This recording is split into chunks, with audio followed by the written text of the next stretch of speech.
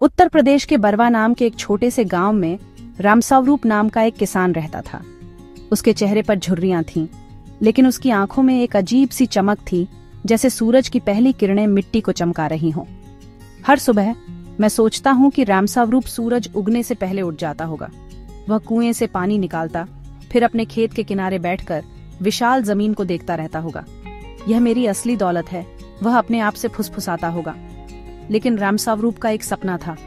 मैं चाहता हूँ कि मेरा बेटा मोहन खेती को बोझ नहीं बल्कि गर्व की बात समझे। हालांकि हाल ही में समय मुश्किल था। 3 साल से बारिश कम हो रही थी, फसलें आधी हो गई थीं और साहूकार का कर्ज बढ़ता जा रहा था। एक दोपहर डाकिया ने एक लिफाफा दिया। अंदर एक बैंक का नोटिस था, अपना लोन चुकाओ नहीं तो जमीन की नीलामी हो जाएगी। उसकी पत्नी शांता ने कांपते हाथों से चिट्ठी पढ़ी। अब हम क्या करेंगे? बच्चों के स्कूल के लिए भी पैसे चाहिए। उसका हाथ पकड़कर रामस्वरूप ने उसे तसल्ली देने की कोशिश की। चिंता मत करो, धरती माँ ने हमें कभी खाली हाथ नहीं लौटाया। लेकिन अंदर ही अंदर वह भी डरा हुआ था। मौसम उसे धोखा दे रहा था। गांव की सभा में सब बात कर रहे थे, खेती का कोई भविष्य नहीं है, लोग शहर जा रहे हैं, कम से कम मजदूरी करके पेट भर सकते हो। रामस्वरूप चुपचाप सुनता रहा। उस शाम मोहन ने पूछा, पापा क्या हम भी शहर जाएंगे? रामस्वरूप ने सिर हिलाया। नहीं बेटा, अगर हम चले गए तो हमारी जमीन का क्या होगा? फिर एक दिन गांव में उम्मीद आई। एक कृषि अधिकारी ने किसानों को इकट्ठा किया, नए बीज, जैविक खाद और ड्रिप इरिगेशन के बारे में बताया।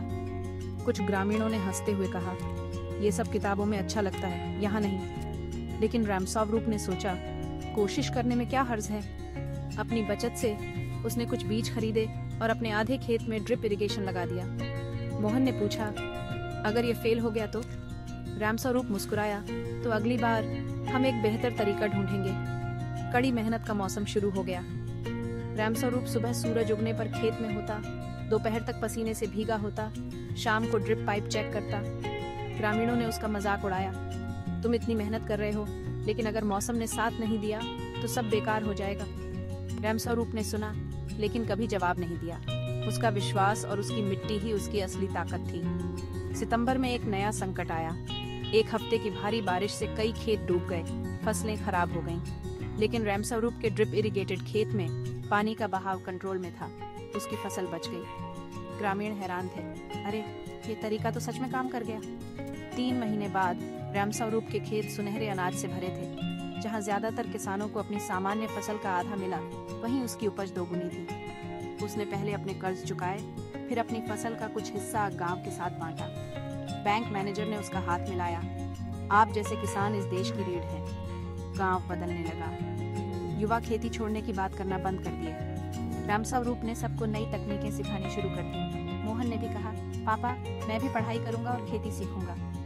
अब गांव की सभाएं शिकायतों से नहीं बल्कि योजनाओं से भरी होती थीं। साहूकार भी ज्यादा दयालु लगने लगा, क्योंकि लोग समय पर कर्ज चुका रहे थे।